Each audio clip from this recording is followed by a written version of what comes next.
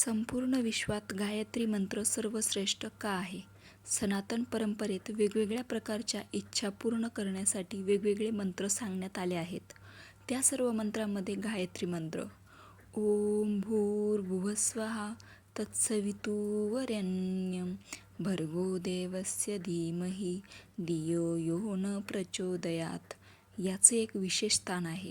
देवी गायत्री ही ब्रह्मा, विष्णू आणि महेश या तिघांचं स्वरूप मानली जाते. असे मानले जाते की चारही वेद, पुराणे, श्रुतीची उत्पत्ती गायत्रीपासून झाली आहे, म्हणून त्यांना वेदमाता असेही म्हणतात. गायत्री मंत्राचा योग्य अर्थ काय? देवी आई, तुझा तेजस्वी प्रकाश आमच्या अस्तित्वाच्या शारीरिक, मानसिक आणि आध्यात्मिक सर्व पैलूंमध्ये पसरू दे. आमच्या अंतःकरणातील कोणत्याही सावल्या पुसून टाक आणि आम्हाला प्रामाणिक बुद्धीने कृपा कर. किंवा त्या प्राणस्वरूप, दुःखनाशक, सुखस्वरूप, ते श्रेष्ठ, तेजस्वी, पापनाशक, देवस्वरूप परमेश्वराला आम्ही अंतरात्म्यात धारण करू. त्या परमेश्वराने आमच्या बुद्धीला चांगल्या मार्गासाठी प्रेरित करावे. शास्त्रानुसार गायत्री मंत्र हा सर्वश्रेष्ठ मंत्र आहे. या मंत्राचा जप करण्यासाठी 3 वेळा सांगण्यात आले आहेत. गायत्री मंत्राचा जप करण्यासाठी पहिली वेळ प्रातःकाळ. सूर्योदयापूर्वी मंत्र जप सुरू करावा. जप सूर्योदयापर्यंत करावा. मंत्र जपासाठी दुसरी वेळ मध्यान्ह म्हणजेच दुपारची आहे. दुपारच्या वेळीसुद्धा या मंत्राचा जप केला जाऊ शकतो. यानंतर तिसरी वेळ म्हणजे संध्याकाळी सूर्यास्तापूर्वी गायत्री मंत्राचा जप सुरू करावा. या 3 वेळेव्यतिरिक्त गायत्री मंत्राचा जप करावयाचा असेल तर मौन बाळगून मानसिक स्वरूपात जप करावा. या मंत्राचा जप मोठ्या आवाजात करू नये. गायत्री मंत्राचा जप करण्याचे फायदे. गायत्री मंत्राचा नियमितपणे जप केल्याने एक गहन आध्यात्मिक प्रभाव पडतो. केवळ तुमची स्वतःची ऊर्जाच नाही तर तुमच्या आजूबाजूच्या लोकांवर, कुटुंबावर, मित्रावर आणि तुमच्या समुदायावर सकारात्मक प्रभाव पडतो. गायत्री मंत्र आपल्या अंतर्निहित सार शुद्ध चेतनेसाठी एक दिवा म्हणून कार्य करतो. हे आपल्या जन्मजात परिपूर्णतेचे स्मरण करून काम करते आणि आपल्या अत्यंत क्षमतेची जाणीव करून देण्यासाठी आपल्यामध्ये ज्योत प्रज्वलित करते.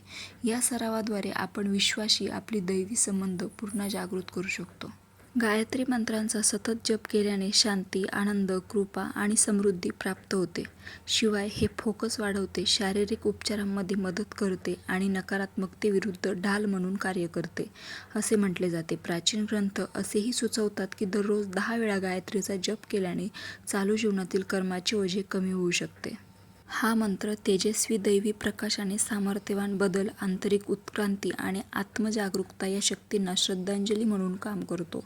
या आध्यात्मिक तेजाचा विचार केल्याने हृदयाचे चक्र शुद्ध होते. प्रेम, शहाणपण आणि आनंदाची उच्च वारंवारता आमंत्रित करते. श्वासाच्या विशेष मंत्रजप वर्गामध्ये या थेट सराव करायला शिका.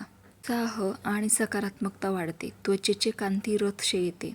वाईट गोष्टींपासून मनाला मुक्ती मिळते. धर्म आणि सेवा कार्यात मन रमतं. पूर्वाभास होऊ लागतात. आशीर्वाद देण्याची शक्ती वाढते. स्वप्न सिद्धी प्राप्त होते. क्रोध शांत होतो. जर तुम्हाला सत्ता किंवा सरकारकडून काही लाभ मिळवण्याची अपेक्षा असेल तर तुमची इच्छा पूर्ण करण्यासाठी तुम्ही बेलाच्या झाडाखाली रोज गायत्री मंत्राची एक माळ जपायला हवी. या उपायाने तुम्हाला सरकारी सेवेचा लाभ मिळेल. दीर्घायुष्य आणि आरोग्य प्राप्तीसाठी 2 महिन्यापर्यंत दररोज 1000 वेळा गायत्री मंत्राचा जप करावा. जर तुम्हाला धनदेवीचा आशीर्वाद मिळवायचा असेल तर तुम्ही या मंत्राचा सतत 3 महिने जप करावा. जर तुम्ही आर्थिक अडचणीशी झुंज देत असाल आणि तुम्हाला देवी महालक्ष्मीचा आशीर्वाद हवा असेल तर गायत्री मंत्राचा जप करणे तुमच्यासाठी वरदान ठरू शकते.